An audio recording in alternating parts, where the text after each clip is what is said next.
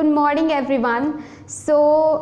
ये जो political science का सीरीज़ मैं शुरू करने वाली हूँ, इससे पहले मैं आपको ये बताना चाहूँगी कि पॉलिटिकल साइंस हमको as an optional for UPSC क्यों लेना चाहिए। तो सबसे पहली बात तो ये कि पॉलिटिकल साइंस एक बहुत ही लुक्रेटिव ऑप्शनल है। क्यों? क्योंकि GS1, GS2, GS3, GS4, even S A में आपको पॉलिटिकल साइंस बहुत हेल्प करेगा। मैं बताती हूँ कैसे। GS1 का जो फ्रीडम स्ट्रगल का पार्ट है और पॉलिटिकल साइंस का जो इंडियन नेशनलिज्म है, अगर आप उन दोनों को देखो तो उन दोनों में काफ़ी ज़्यादा ओवरलैप है। ठीक है, तो पहला ये पार्ट हो गया, यानी कि अगर आपने बिपिन चंद्र पढ़ ली है या फिर स्पेक्ट्रम पढ़ ली है तो उससे आपको हेल्प मिलेगी इंडियन नेशनलिज्म को कवर करने में, जो कि पॉलिटिकल साइंस के IGP में एक पार्ट है। यानी कि पॉलिटिकल साइंस का जो पेपर 1 है उसका जो सेकंड पार्ट है IGP, उसका एक पार्ट है इंडियन नेशनलिज्म, तो उसमें आपको ये हेल्प करेगी। दूसरा आता है पोस्ट इंडिपेंडेंस हिस्ट्री, जो कि GS1 का है पार्ट।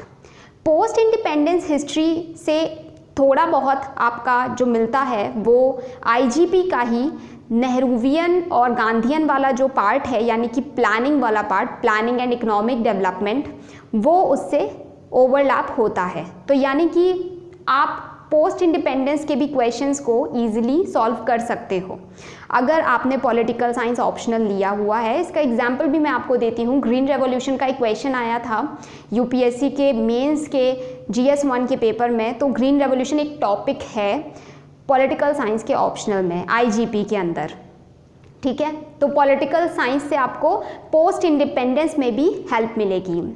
थर्ड पार्ट आता है वर्ल्ड हिस्ट्री। ना वर्ल्ड हिस्ट्री में डेफिनेटली आपको पॉलिटिकल साइंस हेल्प करेगा, क्योंकि पॉलिटिकल साइंस का जो सेकंड पेपर है जिसमें कंपैरेटिव पॉलिटिक्स है, इंटरनेशनल रिलेशंस थ्योरी है, उन सब में बहुत ज़्यादा एनालाइज किया गया है वर्ल्ड पॉलिटिक्स को। तो अगर वर्ल्ड पॉलिटिक्स को पूरा एनालाइज किया गया है, पूरा आपका दिखाया गया है कि किस तरीके से अमेरिका में आइसोलेशन की थ्योरी उसने अपनाई और उसके बाद फिर कैसे यूरोप बना, ठीक है, तो वो सारी चीज़ें उसमें कवर्ड हैं अच्छे से, तो वो डेफिनेटली आपको हेल्प करेगा वर्ल्ड हिस्ट्री में भी। ठीक है, ये हो गया GS1। तो GS1 में आपने देखा कि कैसे ओवरलैपिंग हो रही है। अब हम GS2 की बात करते हैं। GS2 में जो पूरा का पूरा लक्ष्मीकांत है वाला पोर्शन है पॉलिटी का, वो सारा कवर होता है पॉलिटिकल साइंस में। तो यानी अगर आपने पॉलिटिकल साइंस ऑप्शनल रखा है तो आपको कोई और बुक पढ़ने की ज़रूरत नहीं है IGP के लिए। IGP का पूरा सिलेबस लक्ष्मीकांत से ही कवर हो जाता है। ठीक है, पॉलिटी में बहुत ज़्यादा ओवरलैप है। और GS2 का जो पेपर पूरा का पूरा है, आपका जो GS जनरल स्टडीज़ का पेपर 2 है, वो पूरा का पूरा ओवरलैप करता है आपके इससे पॉलिटिकल साइंस से। क्यों? क्योंकि एक तो पॉलिटी वाला सेक्शन है और दूसरा इंटरनेशनल रिलेशंस है, जो कि अगेन पॉलिटिकल साइंस के ऑप्शनल के पेपर 2 में आपका पार्ट 2 में आता है, इंडिया एंड द वर्ल्ड में। ठीक है, GS पेपर 2 से भी आपका काफ़ी मिलता जुलता है। GS पेपर 3 जो है उससे क्या क्या मिलता है, तो GS पेपर 3 में जो आपका लैंड रिफॉर्म्स टॉपिक है, लैंड रिफॉर्म्स, लिबरलाइजेशन, वो आपको IGP के सेक्शन में मिल जाएगा। ठीक है, यानी कि पेपर 1 का जो पार्ट 2 है, पेपर 1 का पार्ट 2 IGP वाला, उसमें आपको ये चीज़ें मिल जाएंगी, एक लिबरलाइजेशन और एक लैंड रिफॉर्म्स। ठीक है, उसके अलावा जो इन्वायरमेंट वाला पार्ट है, इन्वायरमेंट हम पढ़ते हैं GS पेपर 3 में, वो भी आपको मिल जाएगा पॉलिटिकल साइंस के पेपर 2 में, कंटेम्प्रेरी ग्लोबल कंसर्न्स, उसमें इन्वायरमेंट का एक टॉपिक है। ठीक है, उसके बाद जो GS पेपर 3 है उसका जो लास्ट वाला टॉपिक है, यानी कि internal security, external security, security वाला जो पूरा पोर्शन है, वो आपका पूरा पोर्शन कवर होता है आपके इंटरनेशनल रिलेशंस में। ठीक है, तो जो पॉलिटिकल साइंस का पेपर 2 है IR वाला, इंटरनेशनल रिलेशंस का, उसमें आप सिक्योरिटी वाला पूरा पोर्शन पढ़ते हो कि हमारा ये टेरिटरी है तो हमारे जो नेबर्स हैं उनके साथ क्या सिक्योरिटी इश्यूज़ हैं, तो वो सारे के सारे उसमें कवर हो जाते हैं। अब हम आते हैं नेक्स्ट GS पेपर 4 में। GS पेपर 4 जो है वो एथिक्स का पेपर है, और एथिक्स के पेपर में तो ऑप्शनल आपका बहुत हेल्प करेगा, स्पेशली PSIR। कैसे?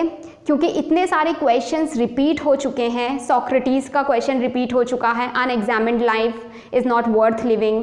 देन आपका जॉन रॉल्स का क्वेश्चन रिपीट हो चुका है, प्लेटो का क्वेश्चन आ चुका है, गांधी जी के 7 सिंस आ चुके हैं, जो कि सारे के सारे कवर होते हैं आपके फिलोसोफर वाले पोर्शन में, तो वो भी आपको डेफिनेटली हेल्प करेगा। ठीक है, पॉलिटिकल साइंस आपको हेल्प करेगा इस चीज़ में।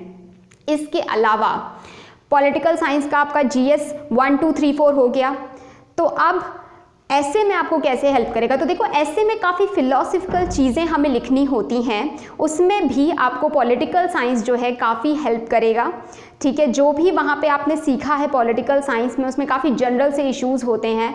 एक चीज़ मैं कहना भूल गई कि GS 1 का जो पेपर है उसमें वुमेन ऑर्गेनाइजेशन वाला पार्ट है, तो आप फेमिनिज्म पढ़ोगे पॉलिटिकल साइंस में, वो भी आपको हेल्प करेगा GS पेपर 1 में। तो आप देख सकते हो काफ़ी ओवरलैपिंग है, आपको डेफिनेटली एक 360 डिग्री एक्सपोजर दे देता है पॉलिटिकल साइंस का ऑप्शनल। तो मतलब अगर आपने GS बहुत अच्छे से प्रिपेयर नहीं भी कर रखा है, तो सिर्फ पॉलिटिकल साइंस की ही मदद से आप काफ़ी अच्छे स्कोर्स गेन कर सकते हो मेंस में, और आपके चांसेस बहुत बढ़ जाते हैं। और इसका एक्सप्लेनेशन देने के लिए डेफिनेटली मैं एक सीरीज़ बना रही हूँ जिसमें मैं पूरा पॉलिटिकल साइंस कवर करूँगी, शुरू से लेकर के एंड तक, वो भी सिलेबस वाइज कवर करना बहुत ज़रूरी है पॉलिटिकल साइंस को, क्योंकि इसका सिलेबस बहुत वास्ट है। लेकिन अगर आप इतना पढ़ेंगे तो डेफिनेटली आपको हेल्प नहीं होगा, आपको इतना सा पढ़ना होगा। और वो जो मैंने नोट्स बनाए हैं, जो मेरे पर्सनल नोट्स होंगे, जो मैं आपको खुद से दूंगी, मेरे पर्सनल नोट्स, उन नोट्स से ही पढ़ के आप इस एग्ज़ाम को क्लियर कर सकते हो, क्योंकि वो नोट्स जो हैं वो मैंने प्रीवियस ईयर क्वेश्चंस जो पिछले 20-30 साल से आए हैं उनको एनालाइज करके उनके नोट्स बनाए हैं। तो डेफिनेटली वो आपको हेल्प करेंगे और उससे आप अपना एग्ज़ाम को क्लियर कर सकते हैं। ठीक है, so this is it, thank you so much.